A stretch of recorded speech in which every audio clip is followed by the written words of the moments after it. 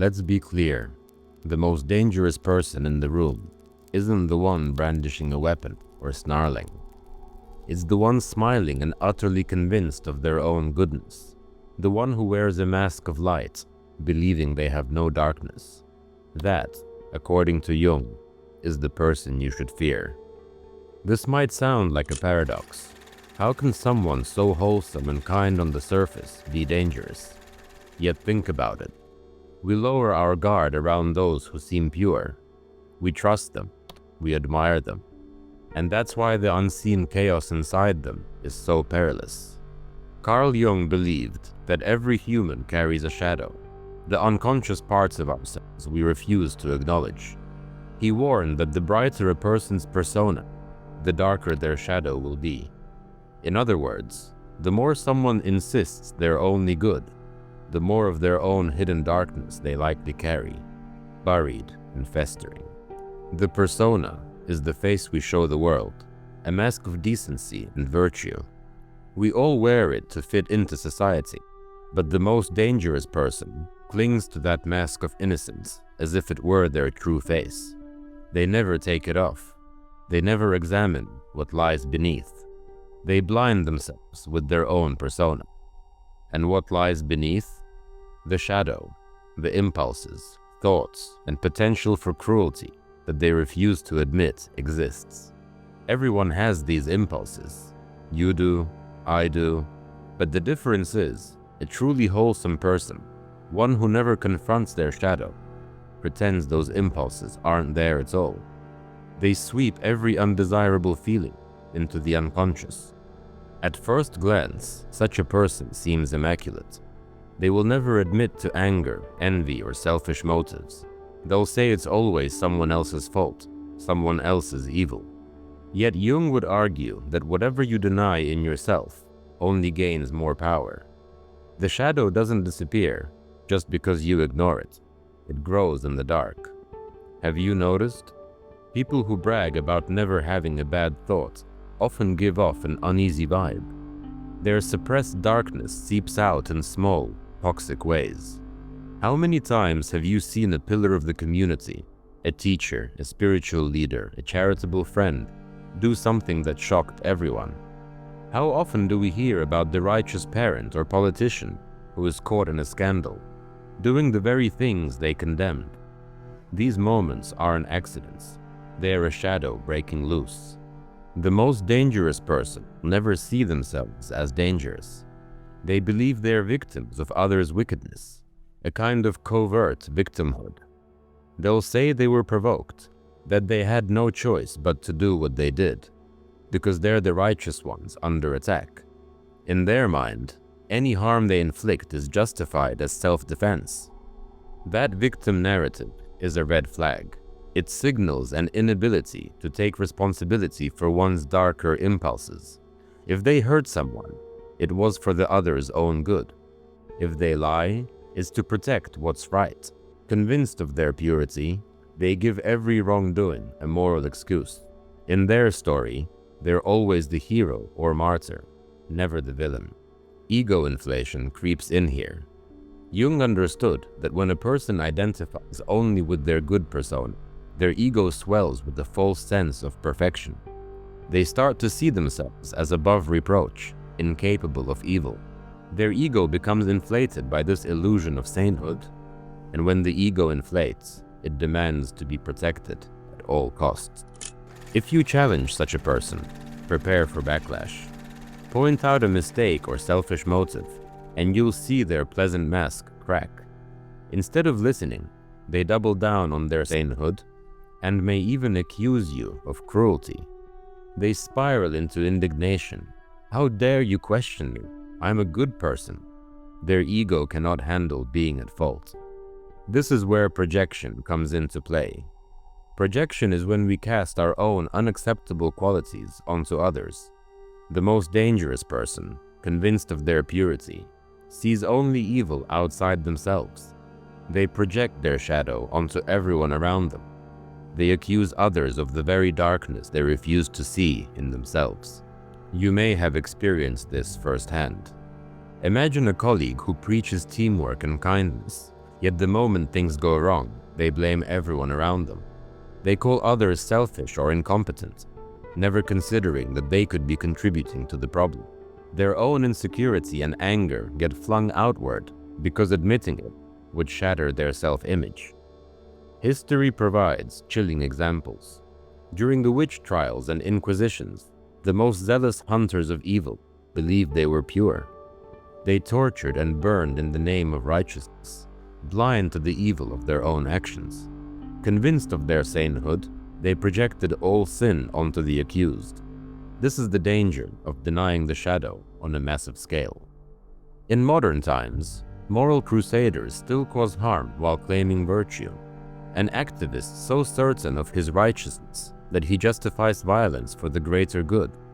A politician who cannot admit error and labels opponents as monsters. When someone is sure they're the good guy, there is almost nothing they won't do in the name of goodness. Let's make one thing clear. It's not evil to strive to be good. The world could use more genuine kindness. But the irony is, a person who believes they're nothing but good has no incentive to examine their flaws. They don't guard against their own potential for cruelty, because they assume it doesn't exist. That is when it sneaks up and takes control. It's not the person who admits their anger or fear who is dangerous. Those people know they have a shadow and wrestle with it. The truly dangerous person is the one who claims to have no anger, no selfishness, no bias at all. If you believe you have no darkness, you have no reason to be careful with the darkness that still exists. Think about it. Someone who knows they can be cruel will watch themselves to prevent it. But a person who thinks they're always kind might commit cruelty while convinced it's the right thing. It's like a driver who refuses to believe they can ever make a mistake. They become the most reckless because caution doesn't apply to them. Jung taught that one does not become enlightened by imagining figures of light, but by making the darkness conscious. In other words, you don't become good by ignoring the evil in you. You become whole by facing it. The most dangerous person refuses to do this. They imagine themselves pure light and think that's enough, all while their ignored darkness grows behind them, waiting. A wholesome persona is like a house with a beautiful facade, but a rotting foundation. Beneath the floorboards, termites, unaddressed vices and resentments are chewing away. Sooner or later, the house will collapse, and it won't be pretty. A person who acknowledges their inner darkness is like a homeowner who checks for rot and reinforces the weak beams. It's humbling work, but it strengthens you, keeps you honest, and prevents collapse. Some of the greatest thinkers understood this need for self-confrontation. Nietzsche warned that if you fight monsters too long, you risk becoming one. And Jung showed that if you deny your shadow, it will rule you from the dark. Now let's turn the mirror toward ourselves. This isn't just about other people. It's about you and me. Ask yourself, do you ever refuse to see your own faults because it's easier to see others? Have you felt superior for being good or right while ignoring your own small cruelties or lies? It's a bitter pill we all have to swallow. Any of us can fall into that trap of self-righteousness and become that dangerous person. It happens in small moments, when you insist your anger was righteous, when you excuse your lies as for their own good, when you dismiss criticism as ignorance. Piece by piece, you build a mask of light and bind your shadow in a dark corner. Look around you. Is there someone who never apologizes, never admits they're wrong? Someone who always plays the victim even when they cause the harm?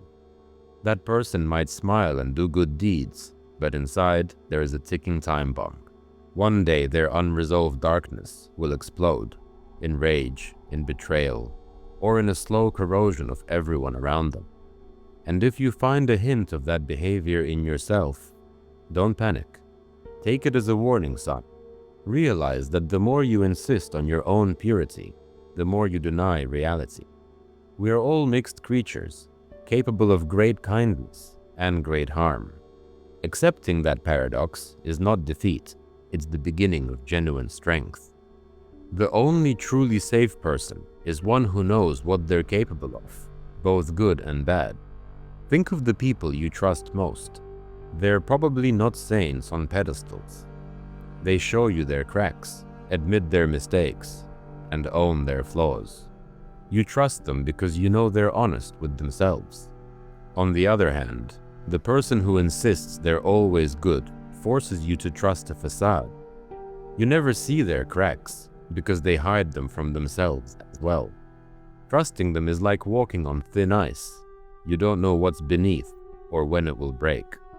All it takes is a little heat, a little pressure, and that shiny surface shatters. Self-righteousness is seductive. It whispers that you've got it all figured out, that you're superior. But it's like a drug that blinds you. As soon as you think you're above reproach, you stop watching your blind spots. You tell yourself, if I did it, it must be right. That mindset is dangerous, because any action can be justified in the echo chamber of an inflated ego. Let's consider ego inflation in simple terms. A healthy ego is like a flexible balloon. It expands or deflates as we learn and err. But an ego inflated by moral purity is like a rigid glass bubble. It looks solid until one hit shatters it. Why? Because it can't expand to accept that we made a mistake. It would rather break than admit a flaw. We've all seen shattered egos. A public figure breaks down when hidden misdeeds come to light. A friend cuts you off for daring to confront them with a hard truth. If someone never integrates their shadow, a single crack in their perfect image can break.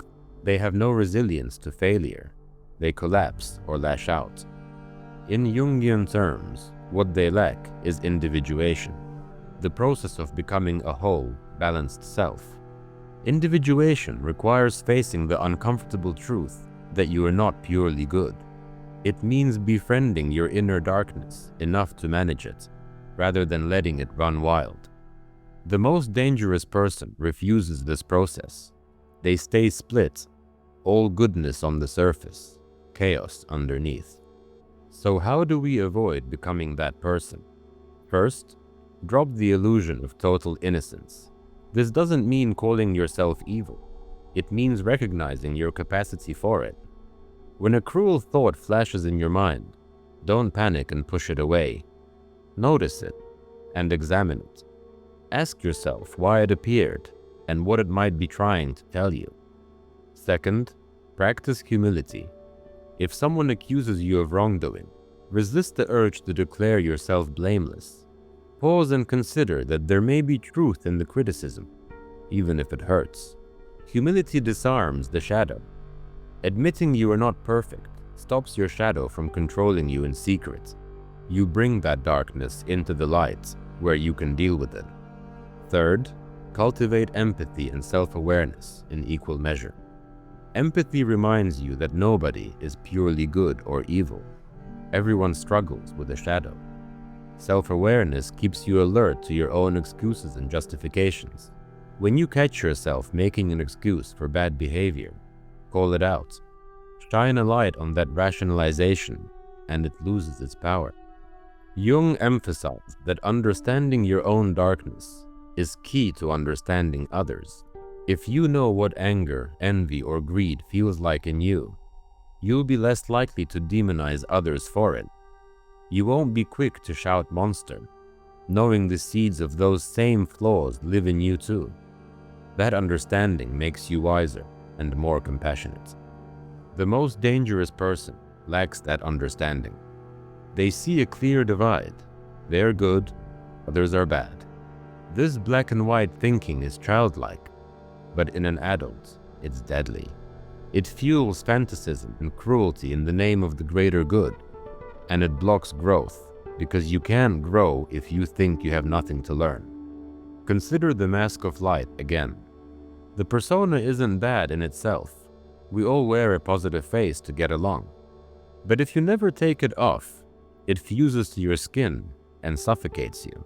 Behind it, your real face contorts with all the truths you hide.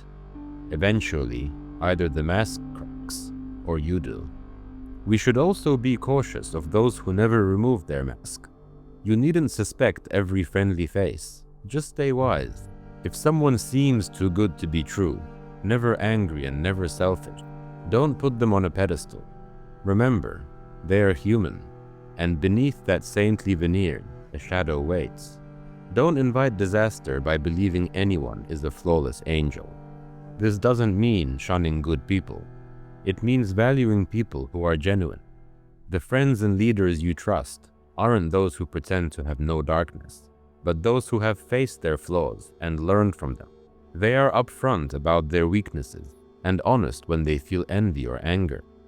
Those people aren't dangerous. They're safe because they've tamed the chaos inside. Life has plenty of real dangers: disease, accidents, external evils. We can't afford to add self-made ones to that list. Becoming a person blind to their own evil is one such danger, and it's avoidable. It starts with a simple, if not easy step. Admitting the capacity for darkness is inside you, and inside everyone you love and admire. The cautionary truth Jung gives us is clear. The people who cause the most harm are often those sure they're doing good. So guard yourself against that certainty. Be wary of it in others, and even more in yourself. The moment you think, "I could never be like that," your shadow smiles. It's just been given the cue to slip out unnoticed.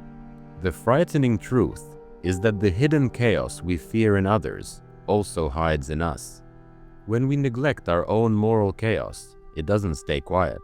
It shows up as harsh judgment or a secret thrill at someone else's failure.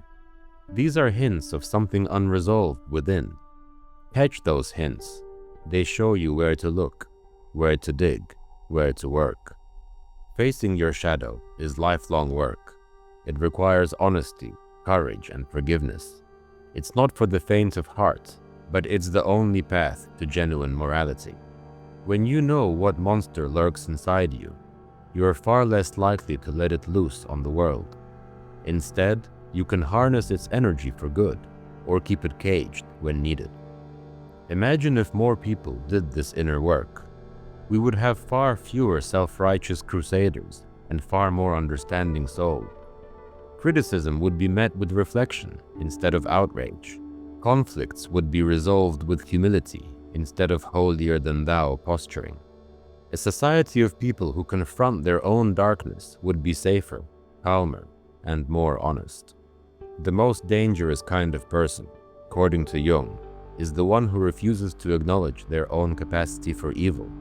They may look angelic and speak in pious tones, but they carry a sleeping demon inside. Don't envy them, and certainly don't emulate them. Pity them, because that ignorance will cost them. In the end, take Jung's caution as a call to action. Become someone who acknowledges your potential for darkness and masters it. Let go of the need to seem perfect. Strive instead for wholeness. Confront your darkness with courage and honesty. That's how you make sure you never become the most dangerous person of all. That's how you make sure you never become the most dangerous person of all.